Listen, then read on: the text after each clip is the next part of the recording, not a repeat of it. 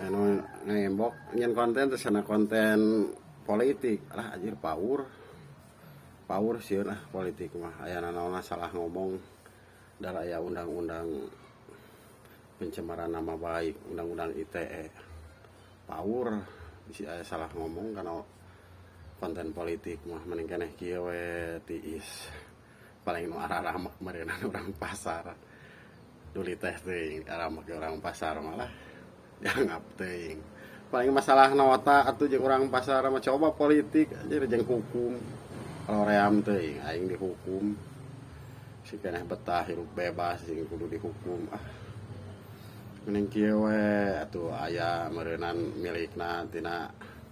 Facebook kabagean teu mah keun bae lah da keur hiburan lain ngadan usaha da usaha nu puguh mah kana sayuran kana politik mah loba pisan sesekelanana emang loba viewerna kana politik tapi lain politik ieu urusan yang politik mah lain yang anu hidang kana politik mah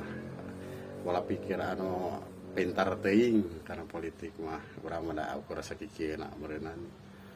pangabisa baru bisa kieu we jual bonteng we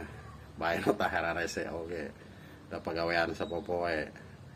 nota diganggayong bukan bae we ridho we hate bari keheul tah gitu hoream kan kana konten politik mah